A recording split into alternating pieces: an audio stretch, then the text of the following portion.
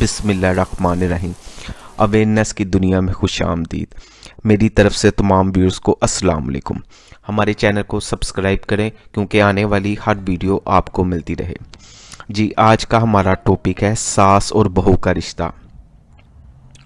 सास और बहू के रिश्ते के बारे में हम थोड़ी सी डिटेल में बात करेंगे, जिसमें आपको अगर कोई बेहतर आया है तो काइंडली वो कमेंट में ज़रूर मेंशन कीजिएगा।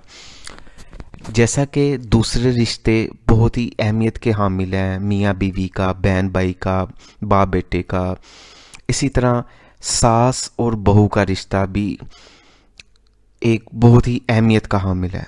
मगर अफसोस की बात यह है कि हमारी सोसाइटी में इस रिश्ते को एज ए विलन के तौर पे बताया जाता है या इसके ऊपर डिस्कस किया जाता है कि जैसे सास है वो बहुत जालिम है या बहू है जी वो बहुत बदतमीज निकली। मतलब इस रिश्ते को ज़रा भी अदब की निगाहों से या अदब के पॉइंट ऑफ व्यू से ना इस पे डिस्कस नहीं किया जाता। और बड़े अफसोस की बात है कि अब तो बकायदा जो रिश्ते करवाने वाली ख़वातीन जो सेंटर बने हैं उनके मतलब मर्द हजरात या ख़वातीन हजरात, वो तो लड़की को बड़े मतलब फ़ख्र से बताते हैं कि मुबारक हो तुम्हारी सास नहीं है, लड़का अकेला है। यानी कि सास नहीं है, लड़का अकेला है, कि इस तरह मतलब बताते हैं जैसे वो सास ने कोई बहुत ही अजीब ही जुल्म करना था उसके ऊपर। इस तरह प्रमोट किया जाता है इस रिश्ते को, जो कि बहुत गलत बात है।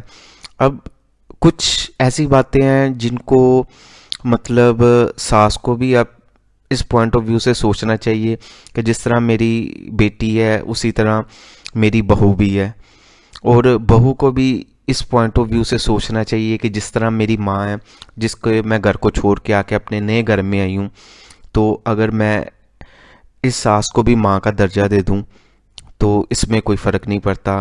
कि अपने माँ बाप के घर भी तो वो खाना पकाने के मामलात करती थी, लेकिन अगर जब सास की बारी है तो वो इस्लामिक पॉइंट ऑफ व्यू वो निकाल लेते हैं कि जी सिर्फ शोहर की खिदमत का ही है, बस सास का या ससुर के मुतल्लिक़ खिदमत के बारे में कुछ ऐसा नहीं है। लोग मुख्तलिफ़ तरह की ना राय निकाल लेते हैं कि ये रिश्ता जो है ना किसी तरह इसका काम ना करना पड़े। और सास के माइंड में ये होता है कि जी मैंने अपना बेटा जवान जो किया है, मैंने पढ़ाया, मैंने लिखाया जैसे भी, तो मैं अचानक इसके मतलब हैंड ओवर कर दूं। तो उसके अंदर ये मामला चल रहा होता है, बहू के अंदर ये मामला चल रहा होता है कि जी मेरा शोहर है, मेरे लिए तो बस यही रिश्ता है, इसके बाकी जो बहन भाई या माँ बाप हैं उनकी मेरी नज़र में कोई अहमियत नहीं है। इस पॉइंट ऑफ व्यू से वो इस रिश्ते को बिल्कुल ही हमारी सोसाइटी में, माशरे में एक अजीब से स्टेटस पे खड़ा कर दिया ला के। लेकिन जैसा कि इसमें एक मैं जगह पे पढ़ रहा था कि कहा जाता है कि सास जो है घर की चाबियां दे देती हैं अपनी बहू को, अपना बेटा दे देती है, लेकिन कभी अगर वो कोई अच्छा काम कर ले तो उसको शाबाश नहीं देती।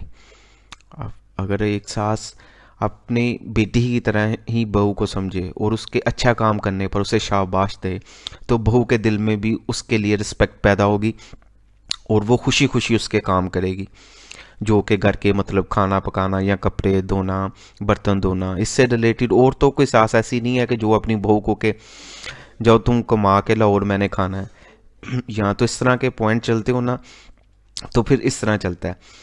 और जो बहू है उसको चाहिए कि मैं इसकी बेटी बन के आई हूँ, ये भी मेरी माँ की तरह है। अगर मैं अपनी माँ को खाना पका के दे सकती हूँ तो इसको भी खाना पका के दे सकती हूँ। जहाँ शोहर के लिए एक रोटी बनाई वहाँ सास के लिए भी एक बना ली।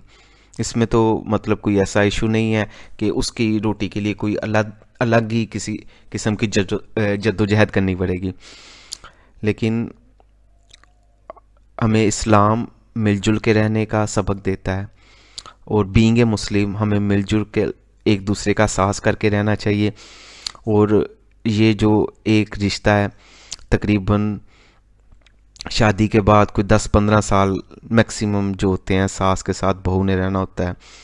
और अगर वो पहले से ही कह दे कि नहीं जी मुझे अलग ही घर चाहिए, मैं अपनी सास के साथ नहीं रह सकती, तो इस तरह के पॉइंट जब निकलना शुरू होते हैं तो फिर चलते ही जाते हैं। और सास भी अपने माइंड में उसने रखा होता है कि जी मुझे बहू आएगी तो मुझे फ़लाँ चीज़ मिलेगी। बेटे की शादी पे कोई किसी ने कहा होता है मुझे चूड़ियाँ डलेंगी, झुमके डलेंगे।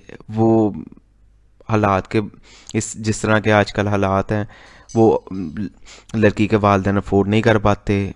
शुरू शुरू में इन्हीं पॉइंट्स पे बात शुरू होती है, जो कि आस्ता आस्ता आगे चल चल के जो मुख्तलिफ़ किस्म के मसले मसाइल बनते हैं और चलते जाते हैं और दिल में खलिश पैदा होती है और एक दूसरे की इज़्ज़त कम होती जाती है।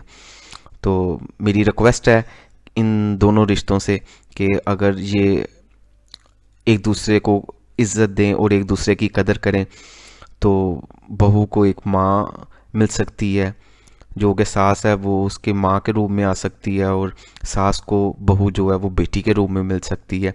पर डिपेंड करता है कि अगर दोनों एक दूसरे की बात को बर्दाश्त कर सकें और एक दूसरे का सास कर सकें।